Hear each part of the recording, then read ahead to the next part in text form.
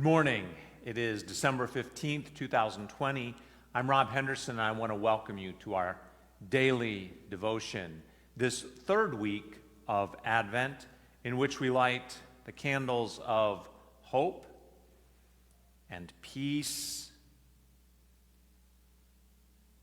And this week, the candle of joy. And as we light this candle of joy, who do we encounter along our Advent journey but John the Baptist?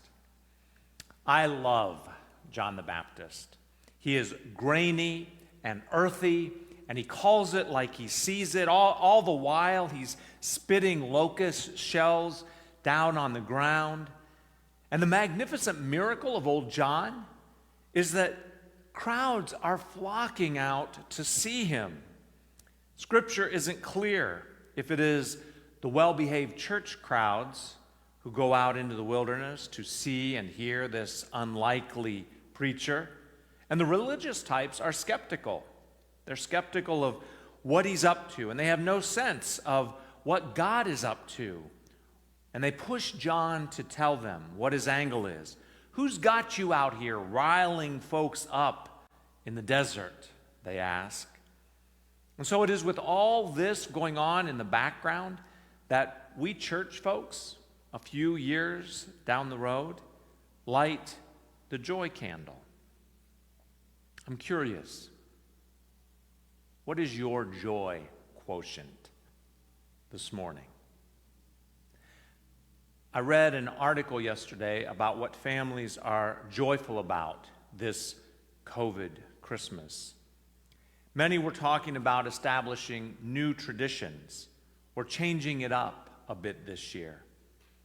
A few talked about ignoring all the recommendations not to travel and go ahead and hoop it up with a few dozen family and friends in some sort of a super spreader frenzy. But the one which caught my eye and my ear was a young couple in California. They said the thing that brought them joy this year was not traveling to be with extended family in, of all places, can you believe it, Ohio? As I read on, they talked about schlepping themselves and their kids and all their warm weather gear into the luggage and then coming to balmy Ohio in December and enduring 10 days of family drama where they were always trying to meet somebody else's unrealistic expectations. They said that many years after only 12 hours of being here, they began to dream of returning to California and escaping the cold and the emotionally frigid environment of both sides of their family. They said they would certainly miss family this year, but they were joyful at the adventurous prospect of making new traditions and finding a moment to truly connect with their extended family in a safe way, safe for everyone. What brings you joy, real joy? Is it your morning coffee from Starbucks during peppermint mocha season? Finishing a really good book? A hike in the woods? That brings me joy. Seeing the stars align or the northern lights dancing in the evening sky? What brings you true, unbridled joy? I had the joy this week of dropping off the proceeds from the concert held earlier this fall by our own Elizabeth Johnson and her friend, violinist Ariel Clayton Karras. I went over to the Chagrin Falls Park Community Center to meet Helene Walker, and I gave her the check that you provided for $6,700. And Helene was truly joyful.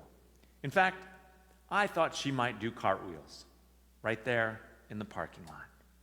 She explained they had a freezer go out recently, and they lost a lot of food when the power was out for 3 days last week. We chatted for a few moments, and then she said she had something she wanted me to see. She led me to a huge heart hanging on the wall. It was, she explained, the collective artwork of the children she works with, and it was their representation of community.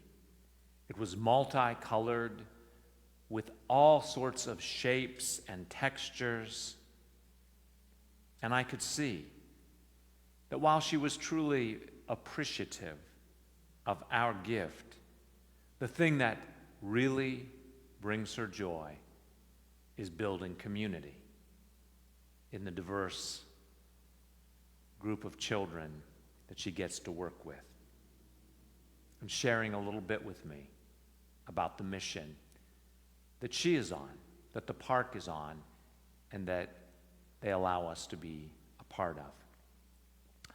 I encourage you to pause and reflect in a similar way on what brings you joy in these challenging days. I want to thank you for joining us this morning for this daily devotion. Join us tomorrow at 11:30 for our Midweek Advent worship service. This weekend, the fourth week of Advent, we will have worship on Saturday afternoon at 4:15 and Sunday morning at 10:45. And that leads us into the week of Christmas. A reminder that on Christmas Eve, all worship will be online only. We invite you to join us at 4 p.m. for our family worship service, at 7 p.m. for our traditional service, and again at 10:30 p.m. for our traditional service. Pre-service music will begin approximately 15 to 30 minutes before each of those services and will be a separate recording that will be shared with you. Have a blessed day and a blessed week.